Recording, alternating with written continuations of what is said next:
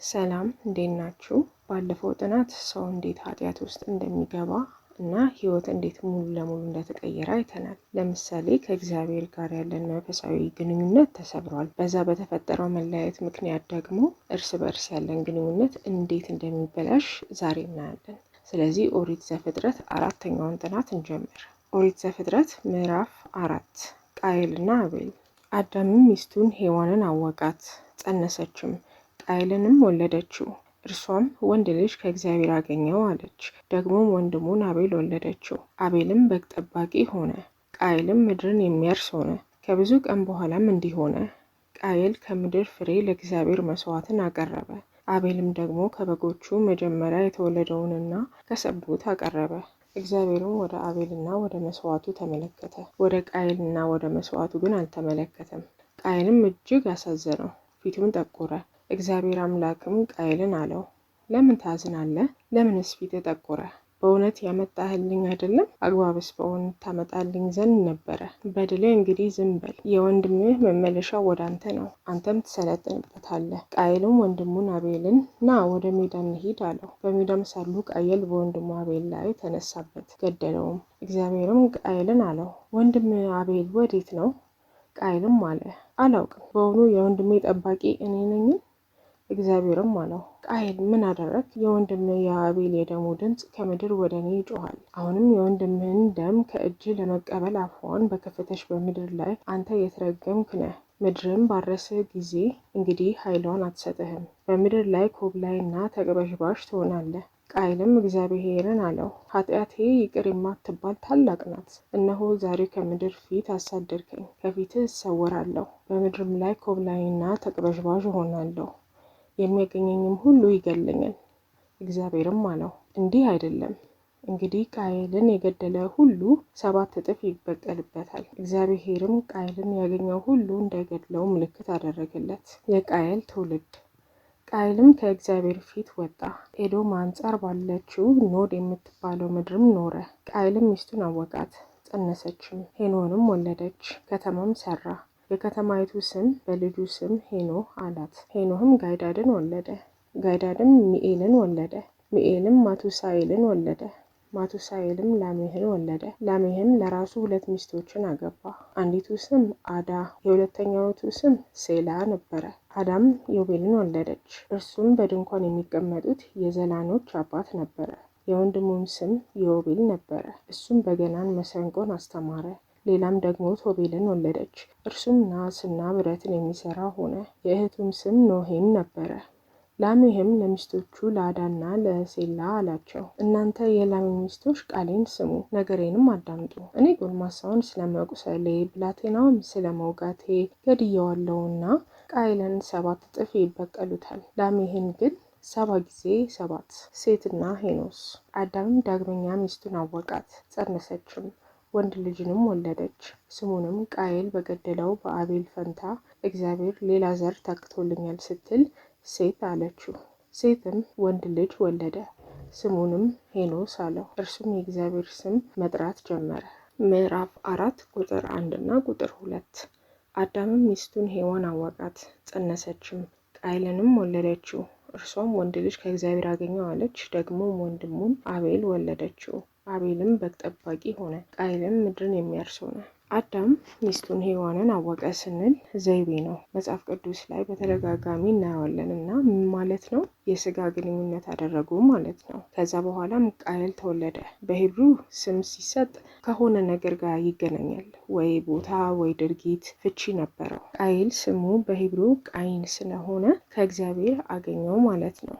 ለምን ሔዋን እንደዛ ብላ ሰየመችው? ባለፈው ስናጠና እርሱ ራስህን ይቀጠቅጣል አንተም ሰኮናውን ትነድፋለህ ሲባል ታስታውሳላችሁ። ይሄ ኢየሱስ እንደሆነ እኛ ብናውቅም አሁን የዛኔ እሱ አላወቀችም። ቃየል ደግሞ የመጀመሪያ ልጇ ነው ተብሎ ይታመናል። ስለዚህ ልጅ ወልዳ አታውቅም። ልጅ ሲመጣ እግዚአብሔር ያለው ፍርድ መጣ፣ ደረሰ እንደማለት ነው የቃየል ስም። ሌላኛው ልጅ አቤል ነው። ያ ማለት ግን ቃየልና አቤል ብቻ ነው ልጆቻቸው ማለት አይደለም። ብዙ ልጆች አሏቸው። ነገር ግን ለታሪኩ ዋና ማወቅ ያለብን ሰዎች እነዚህ ሁለቱን ስለሆነ ነው እነሱ ላይ የምናተኩረው። አሁን እዚህ ጋር የአቤል ስም ምን ማለት ነው ልትሉ ትችላላችሁ። የዛኔ በመጽሐፍ ቅዱስ የተረጋገጠ ነገር ባይኖርም በአባቶችና በሂብሪው እስትንፋስ ወይም እንፋሎት ተብሎ ይገመታል። እንደ አላፊ አሁን ኖሮ አሁን የሚጠፋ ነገር ማለት ነው።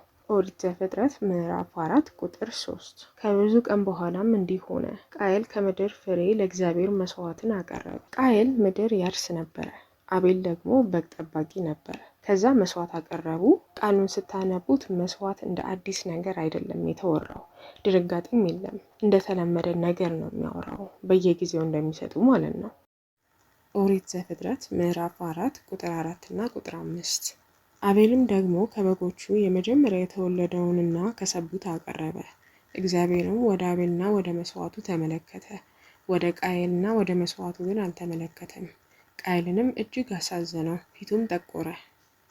ስለዚህ መስዋዕት ሲሰጡ የመጀመሪያ ጊዜ ካልሆነ አሁን ሲሰጡ ለምን እግዚአብሔር የአቤልን ተቀብለው የቃየልን ተው? ብዙ ሀሳቦች ቀርቧል ይሄንን ለማስረዳት። አንዱ የተሰጠው መስዋዕት ላይ ያጠነጥናል። አቤል ያቀረበው የደም መስዋዕት ስለሆነ ነው እግዚአብሔር የተቀበለው። ሌላኛው ሀሳብ ደግሞ አቤል ያቀረበው የመጀመሪያ የተወለደውን ነው። የቃየል መስዋዕት ግን የመጀመሪያ ይሁን አይሁን መጽሐፍ ቅዱስ የተናገረው ነገር የለም። ወደፊት ስለ ሌዊያን መጽሐፍ ላይ ስንደርስ ስለ መስዋዕት በደንብ እንገባበታለን። ስለዚህ ብዙ እዚህ ጋር ላለማምታታት ያህል የመጀመሪያ የተወለደ ከሌሎቹ ትልቅ ዋጋ አለው ተብሎ ይታመናል። አንዱ የደም መስዋዕት ስለሆነ ነው የሚባለው ሀሳብ ደግሞ ትክክል የማይሆንበት ምክንያት ኦሪት ዘሌዋውያን ላይ የእጽዋት ፍሬ መስዋዕት አለ። አንዱ መስዋዕት ከሌላኛው ይበልጣል የሚባል ነገር የለም፣ በብዛትም አይወሰንም። ያ ማለት ኦሪት ዘሌዋውያን ላይ በሬ ያመጣም አለ፣ ወፍ ያመጣም አለ። ሁሉም በአቅሙና ባለው ነገር ነው መስዋዕት የሚሰጠው። ስለዚህ እነዚህ ሀሳቦች ሙሉ ለሙሉ ትክክል አይደሉም። ስለዚህ መልሱ ምንድን ነው?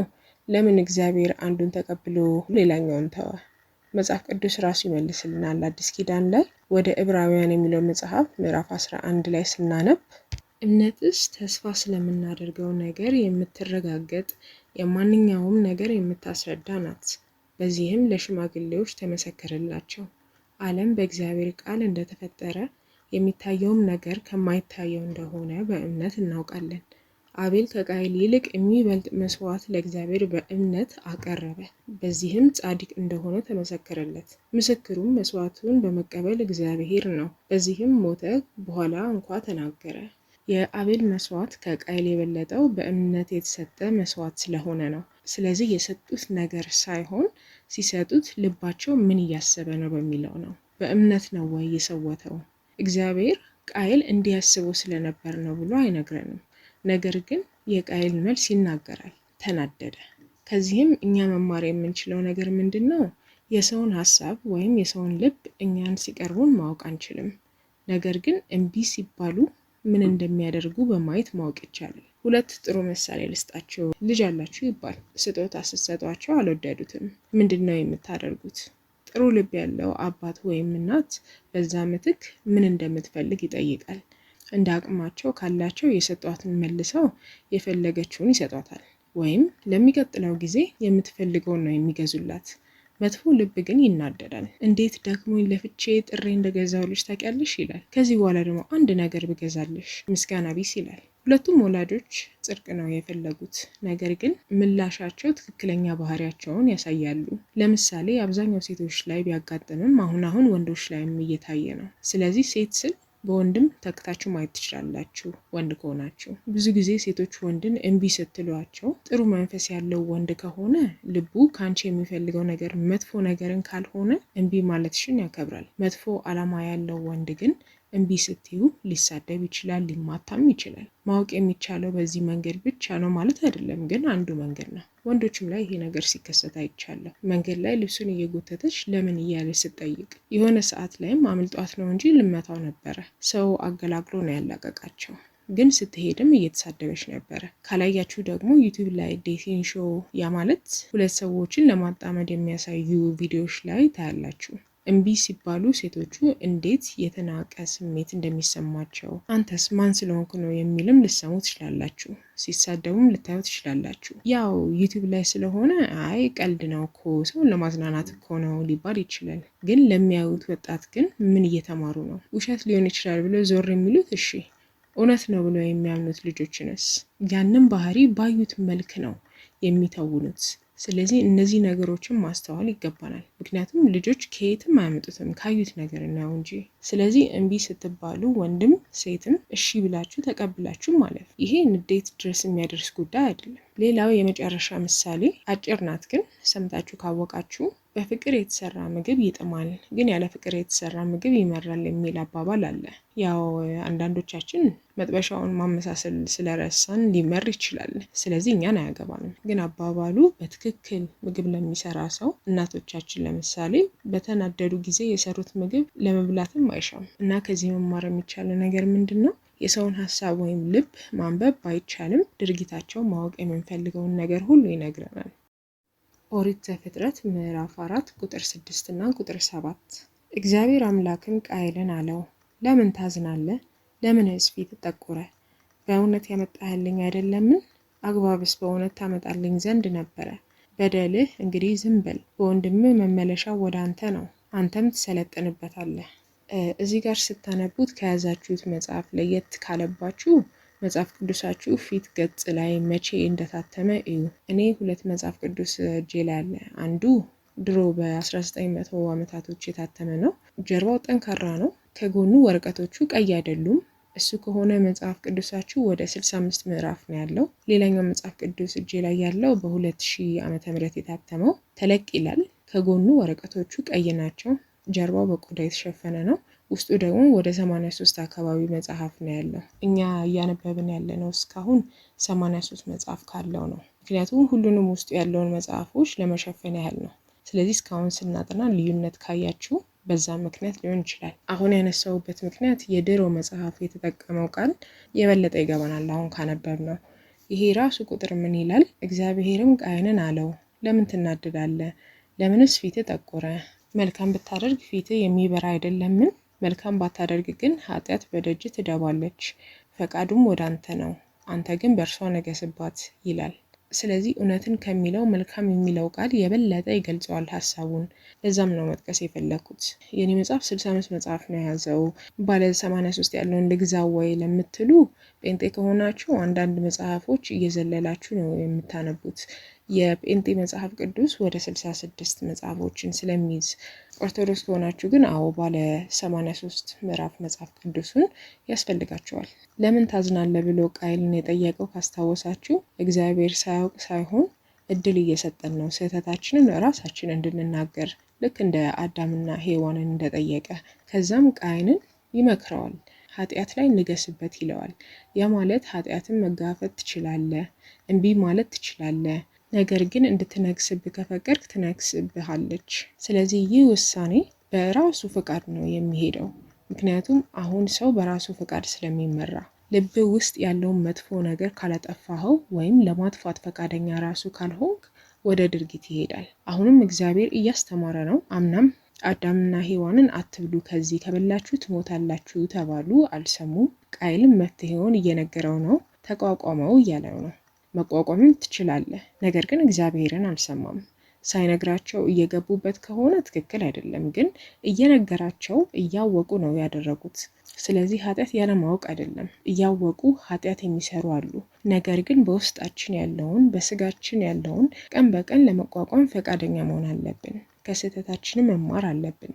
ኦሪት ዘፍጥረት ምዕራፍ 4 ከቁጥር 8 እስከ ቁጥር 10 ቃየልም ወንድሙን አቤልን ና ወደ ሜዳ እንሂድ አለው። በሜዳም ሳሉ ቃየል በወንድሙ በአቤል ላይ ተነሳበት፣ ገደለውም። እግዚአብሔርም ቃየልን አለው፣ ወንድም አቤል ወዴት ነው? ቃየልም አለ፣ አላውቅም፣ በውኑ የወንድሜ ጠባቂ እኔ ነኝ? እግዚአብሔርም አለው፣ ቃየል ምን አደረግ? የወንድም የአቤል የደሙ ድምፅ ከምድር ወደ እኔ ይጮሃል። ለምንድን ነው ቃየል ወንድሙን የገደለው? ቅናት ሊሆን ይችላል። ሌላኛው ያቀረቡት ምክንያት ቃየል እግዚአብሔርን መግደል አይችልም፣ ኃይል የለውም። ስለዚህ ንዴቱን ወደ ወንድሙ የሄደው አቤልን መታ ማለት የእግዚአብሔር ምስልን መታ እንደማለት ነው። እግዚአብሔር ቃየልን ወንድም የት ነው ሲባልም በንቀት ነው የመለሰው። አላውቅም ሲል ደግሞ እግዚአብሔርን እየዋሸ ነው። ወደፊት ለሙሴ ሕግጋት ሲሰጠው አንዱ ሕግ አትዋሽ ይላል። አዳምና ሔዋን፣ አሁን ደግሞ ቃየል። ኃጢአት ከሀሳብ ነው የሚጀምረው። ራሳችን ያመጣነው ሀሳብ ሊሆን ይችላል፣ ወይ ደግሞ ሌላ ሰው ያን ሀሳብ ጭንቅላታችን ላይ ሊተክል ይችላል። ከዛ ንግግር ይፈጠራል። ያ ማለት ሀሳቡን እናብሰለስለዋለን፣ ጊዜ እንሰጠዋለን። ከዛ ለዛ ሀሳብ ፈቃደኛ እንሆናለን። ከዛ ድርጊት ላይ እናውለዋለን። ያ ድርጊት ደግሞ ቀስ በቀስ ወደ ሱስ፣ ወደ ባህሪያችን ይለወጣል፣ በየጊዜ የምናደርገው። እግዚአብሔር የዛኔ ሲመክረው የመጀመሪያው ደረጃ ላይ ያ ማለት ሀሳቡ ሲገባ ጭንቅላት ውስጥ የዛኔ ነው ለማቆም የሞከረው። አሁን ግን ቃየል አልሰማም ብሎ ድርጊት ላይ አውሎታል። እግዚአብሔርንም የመናቅ ባህሪውም ተፈጥሯል። ኦሪት ዘፍጥረት ምዕራፍ 4 ከቁጥር 11 እስከ 15። አሁንም የወንድምህ ደም ከእጅ ለመቀበል አፏን በከፈተች በምድር ላይ አንተ የተረገምክ ነህ። ምድርም ባረሰ ጊዜ እንግዲህ ኃይሏን አትሰጥህም። በምድር ላይ ኮብላይና ተቅበዥባዥ ትሆናለህ። ቃየልም እግዚአብሔር አለው፣ ኃጢአቴ ይቅር የማትባል ታላቅ ናትን? እነሆ ዛሬ ከምድር ፊት አሳደድከኝ፣ ከፊትህ እሰወራለሁ። በምድር ላይም ኮብላይና ተቅበዥባዥ እሆናለሁ፣ የሚያገኘኝም ሁሉ ይገድለኛል። እግዚአብሔርም አለው፣ እንዲህ አይደለም፣ እንግዲህ ቃየልን የገደለ ሁሉ 7 እጥፍ ይበቀልበታል። እግዚአብሔርም ቃየልን ያገኘው ሁሉ እንዳይገድለው ምልክት አደረገለት። እግዚአብሔር ቃየልን ረገመው። ምንም ያህል ምድርን ቢያርስ የሚያገኘው ነገር የለም። የእሱ ስራ ደግሞ ምድር አራሽ እንደሆነ እንዳረሱ። ኮብላይና ተቅበዥባዥ ስንል ቤት የሌለው ከቦታ ቦታ መዞር ያለበት ሰው ማለት ነው። በኦርቶዶክስ ደግሞ ውስጡ ሰላም የሌለው መንፈሱ አርፎ መቀመጥ እንደማይችል ከኃጢአት በኋላን ያሳየናል። ከዛም ቃየል ወንድሙን መግደሉን ሳይሆን ሌላ ሰው እሱን እንዳይገድለው ነው የፈራው። ምክንያቱም ከዚህ በፊት ስናጠና ካስታወሳችሁ ከእግዚአብሔር ስንለያይ ራሱ ወዳድ ነው የምንሆነው። እግዚአብሔር ግን አሁንም ምሕረት ያሳያል። ሌላ ሰዎች እንዳይገሉት ምልክት ያደርግበታል። ይህ ምልክት ምን እንደሚመስል አናውቅም። ሌላ ሰዎች ሲልም ያ ማለት ከሁለቱ ውጪ ብዙ ከአዳምና ከሔዋን የተወለዱ አሉ ማለት ነው። ሌላው ደግሞ እግዚአብሔር ቃየልን የገደለ 7 እጥፍ ይደርስበታል ሲል መበቀልን እንደማይፈልግ እያሳወቀ ነው። ኃጢአታችንን አውቆ ትክክለኛ ውሳኔ ወስኖ ሞት ይገባዋል ማለት የሚችለው እግዚአብሔር ብቻ ነው። ምክንያቱም ለመበቀል አይደለም እግዚአብሔር ሰውን የሚያጠፋው። ሰው ግን እርስ በእርስ ላይ የሚገዳደለው አብዛኛው ጊዜ ለመበቀል ነው። ቃየል ኃጢአተኛ ነው። እኛም በሙሉ እምነታችን አንድ ሰው ኃጢአተኛ ነው ብለን ልንወስን እንችላለን። ለምሳሌ ቲክቶክ ላይ በክርስትና ኃጢአት ነው የሚባሉ ነገሮችን በይፋ የሚለቁ ሰዎች አሉ። ብዙ ክርስቲያኖች ኮመንት ላይ ይገቡና እንገልሃለን፣ እንገልሻለን ይሏቸዋል። ነገር ግን ሞት ይገባዋል ብለን የመፍረድ ኃይል የለንም። ያን መፍረድ የሚችለው ፈጣሪ ብቻ ነው። በተለይ በሱ ስም መበቀል እሱን እንደማይፈልግ እያወቅን እግዚአብሔርን ምክንያት አደረግነው እንጂ ለራሳችን ፍርሃት ብለን ነው እየተበቀልን ያለ ነው። ኃጢአተኛ ናቸው ብለን የምናምነው ሰዎችን ልክ እንደ ኢየሱስ በትዕግስት ማስተማር ነው እንጂ እሱ እየዞረ አልገደላቸውም። እግዚአብሔር ያልፈቀደው ሞት በራሳችን ውሳኔ የምንተገብረው ከሆነ ራሳችንን ኃጢአት ውስጥ እየከተትን ነው። ሌላኛው ምድር ኃይሏን አትሰጥም ተብሎ ቃየል ሲረገም ምድርን የፈጠረው እግዚአብሔር ነው። ሰው ሲፈጠርም ከምድር ነው። ይህ እርግማን ምንን ያሳያል? ኃጢአቱ ውስጥ ስንገባ ምድሩ እግዚአብሔር እንደፈቀደው አይሰራልንም። ኃጢአት ሰርተን ወዲያውኑ ጥሩ ነገር ካገኘን ያ ነገር ከእግዚአብሔር አልመጣም። ከሴጣን የመጡ ነገሮች ደግሞ ክፍያው መንፈሳችን ነው። በአንድ አይደለም የሚነጥቀን መንፈሳችንን። ቀስ በቀስ እሱን እሺ ለዚች ጊዜ ብቻ ብለን የምንቀበላቸው ነገሮች አድገው ከባዱ ድርጊት ሲመጣ አናስተውልም ስለለመድ ነው። ኦሪት ዘፍጥረት ምዕራፍ 16 እስከ 20። የቃየል ትውልድ። ቃየልም ከእግዚአብሔር ፊት ወጣ፣ በኤዶም አንጻር ባለችው ኖድ የምትባለው ምድርም ኖረ። ቃየልም ሚስቱን አወቃት፣ ጸነሰችም፣ ሄኖህንም ወለደች። ከተማም ሰራ። የከተማይቱም ስም በልጁ ስም ሄኖህ አላት። ሄኖህ ጋይዳንን ወለደ። ጋይዳንም ሜኤልን ወለደ። ሜኤልም ማቱሳኤልን ወለደ። ማቱሳኤልም ላሜህን ወለደ። ላሜህም ለራሱ 2 ሚስቶችን አገባ። የአንዲቱ ስም አዳ፣ የሁለተኛይቱ ስም ሴላ ነበረ። አዳም ዮቤልን ወለደች። እርሱም በድንኳን የሚቀመጡት የዘላኖች አባት ነበረ። ቃየል ወደ ኖድ የሚባል ምድር ይሰደድና ቤተሰብ ይመሰርታል። ልጆችም ልጆችም ይወለዳሉ። እዚህ ጋር ሄኖክ ሲባል ስለ መጽሐፈ ሄኖክ ለምታውቁ ይህን ሄኖክ አይደለም፣ ወደፊት ሌላ ሄኖክ አለ። እዚህ ጋር የሚያወራው በቃየል ስር 5ኛ ትውልዱ ላይ ላሜክ የሚባለውን ነው። ላሜህ ነው ለመጀመሪያ ጊዜ ከአንድ በላይ ሚስት ሲኖረው ያየ ነው። መርሳት የሌለብን ላሜህ የቃይል ዘር የመጣ ነው። ከሁሉም ተለይተው ኖድ በሚባለው ምድር እየኖሩ ነው። ስለዚህ የሚማሩትም ከአባታቸው ከአያታቸው ነው። ያ ማለት አኗኗራቸው ኃጢአተኛ ካስተማራቸው ነው። የኃጢአተኛ ኑሮ እየኖሩ ነው ማለት ነው።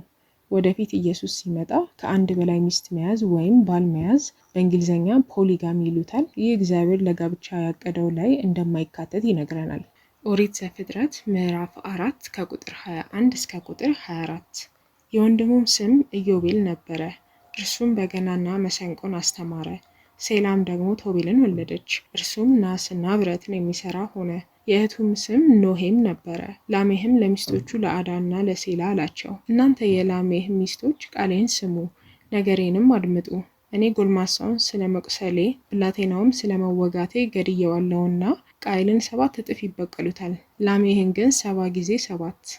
ላሜህ ለሚስቶቹ አንድ ሰው ስለጎዳው ያን ሰው መግደሉን በኩራት ይነግራቸዋል። ሰው መግደል ኩራት ሆነ። ኃጢአት ለመስፋፋት ብዙ ጊዜ አልወሰደም፣ 5 ትውልድ ብቻ። አሁን ዘመን ላይም አለ። አሁን የሚወጡት ታዋቂ ራፕ ዘፈኖች ሁሉም ራፕ ዘፈን ሳይሆን ብዙ ታዋቂ የሆኑት ስለ ሰው መግደል በኩራት ነው የሚዘፍኑት። ተለምዷል። አሁን ግን ለምን መጥፎ እንደሆነ መረዳት አለብን። ኦሪት ዘፍጥረት ምዕራፍ 4 ከቁጥር 25 እስከ ቁጥር 30። አዳምም ዳግመኛ ሚስቱን አወቃት፣ ጸነሰችም፣ ወንድ ልጅንም ወለደች። ስሙንም ቃይል በገደለው በአቤል ፈንታ እግዚአብሔር ሌላ ዘር ተክቶልኛል ስትል ሴት አለችው። ሴትም ወንድ ልጅ ወለደ፣ ስሙንም ሄኖስ አለው። እርሱም የእግዚአብሔርን ስም መጥራት ጀመረ። አዳምና ሔዋን ሌላ ወንድ ልጅ ወለዱ፣ ስሙንም ሴት ወይም በሂብሪው ሼት የአቤልን ዘርን እንዲተካ ነው የተሰጠን ብለውም ያምናሉ አዳምና ሔዋን። ሴት የቃይል ተቃራኒ ነው። ቃይል ዘር ባደገ ቁጥር ከእግዚአብሔር እየራቁ እየሄዱ ነው። ነገር ግን በሴት ምክንያት የእግዚአብሔርን ስም መጥራት ጀመሩ ይላል። ሰዎችን ወደ እግዚአብሔር መምራት ይጀምራል። እንደ ሙሉ ሀሳብ ሴት ዘሮቹ ጥሩ፣ የቃይል ዘሮች መጥፎ ተብሎ ይታመናል እንጂ ሁሉም የቃይል ዘሮች መጥፎ መሆናቸውን፣ ሁሉም የሴት ዘሮች ጥሩ መሆናቸውን ማረጋገጫ የለንም። ግን እንደ ሕዝብ አንድ ላይ አንዱ ጥሩ አንዱ መጥፎ ተብሎ ተለያይቷል። የዛሬው ጥናት እዚህ ጋር ያበቃል። ከዚህ በኋላ የማወራው ከመጽሐፍ ቅዱስ ጋር ስለማይገናኝ ቪዲዮ መዝጋት ትችላላችሁ። ስለ ቻናሉ ነው የማወራው። በቅርቡ ለብዙ ወራቶች ፖስት አላደረኩም ነበርና ያለ ምንም ምክንያት አይደለም። መንጋጋዬን አሞኝ ከሐኪም ቤት ወደ ሐኪም ቤት በአንዳንድ በተፈጠሩ ስህተቶች ስመላለስ ስለነበረ ነው። ጥርሴን ሲያመኝ ደግሞ የመጀመሪያ ጊዜ ስለነበረ እንደዚህ ከባድ ህመም ተሰምቶኝም አያውቅም። በጤና መድን ለመታከምም በጣም ረዥም ወረፋ ነበረው። ህመሙን ደግሞ በቃ ልወጣው ምን አማራጭ አለኝ ብዬ ከዛ እብጠቱ ቀስ በቀስ ፊቴን መሸፈን ጀመረ። የዛን ቀን ስነሳ ድንጋጤ ውስጥ ነበርኩኝ። መስታወቱን ሳይ ራሱ እኔ እንደሆንኩ ማመን አልቻልኩም እና ስራ ሳልሄድ አቅራቢያ የነበረ ሐኪም ቤት ነበረ፣ ወደ ቃሊቲ ገብርኤል ባጃጅ ተራው ጋር ማለት ነው። እዛ አጋጣሚ 2 ሐኪሞች ናቸው፣ አንድ ሽማግሌና አንድ ወጣት ሴት። ሽማግሌው ነርሷ በኋላ ላይ ስንነግረኝ ከ30 ዓመት በላይ ሳሪስ አካባቢ እየሰሩ ናቸው። ስገባ ግን ድንጋጤን ያረጋጋችኝ ሴትዋ ዶክተር ናት። በጣም በተረጋጋ መንፈስ ህመሜን ብቻ ሳይሆን እንደገዛ ልጇ ተንከባክባ አረጋግታ ምንም ያህል ሰዓት ብፈጅባትም በትዕግስት ሁሉንም አማራጮችን አስረድታኝ መክፈል የምችለውንም አመጣጥና ለ3 ሳምንት ያህል ሕክምና እየተቀበልኩ ነበረ። አሁን ሁሉም ሰላም ነው። ነገር ግን ከፍዬም ቢሆን የተሰራሁት ውለታ እንዳለብኝ ነው የተሰማኝ። ስራቸውን በትክክል ብቻ ሳይሆን ከዛም አልፎ የመከረችኝ ነገር በጣም ተጽዕኖ ፈጥሮብኛልና የማውቀውን ሰው ሁሉ አሁን እዛ ነው የማሳክመው። የክሊኒኩ ስም በቃሌ ባላውቀውም ስልክ ቁጥራቸው አለኝና ሼር አድርጋለሁ። አሁን ይሄ ስፖንሰር ተደርጌ አይደለም። ሲጀመርም አሁን 10 ሰብስክራይበር ነው ያለኝ። ይሄን ያህል ይኖረኛል ብዬ አልጠበኩም። ስመለስ ለማውቀው ሰው ሁሉ ስራቸውን እየመሰከርኩኝ ነው። ጥሩ ስራ የሚሰሩ እዚህ ሀገር ሰዎች ጫማም ጠራጊም ቢሆኑ፣ ምግብ ቤት ሰሪ ቢሆኑም፣ ፀጉር ቤት ቢሆንም አድቨርታይዝ ያላደረጉ በትናንሽ ሰዎች ብቻ የሚታወቁ ብዙ ጥሩ ቢዝነሶችን ለረዥም ጊዜ ተበረታተው እንዲቆሙ በአቅማችን ማገዝ ስላለብን እኔ በራሴ በኩል ያገኘሁትን ማካፈል ፈልጌ ነው። እናንተም ልታውቁት የምትችሉትን ትናንሽ ቢዝነሶች አድቨርታይዝ ማድረግ የማይችሉ ቦታዎችን ኮመንት ላይ ካስገባችሁ ደረስ ብዬ እንዳላችሁት ከሆነ በነፃ ቪዲዮቼ ላይ እንደማስታወቂያ አድርግላችኋለሁ። በተለይ ትላልቅ ሰዎች ከሆኑ ምክንያቱም ኦንላይን ማስታወቂያ ምን ያህል እንደሚጠቅማቸው ያላወቁ ወይም አውቀው ዋጋው የበዛባቸው ሰዎች ለመተባበር ኮመንት ላይ የምታውቁትን ቦታ ለምንም ጥሩም እንደሆነ ኮመንት ላይ ጽፋችሁ ማስገባት እንደምትችሉ ለማሳወቅ ነው እና ጊዜያችሁን ስለሰጣችሁኝ አመሰግናለሁ። በሚቀጥለው እስከምንገናኝ ድረስ መልካም ሳምንት ይሁንላችሁ።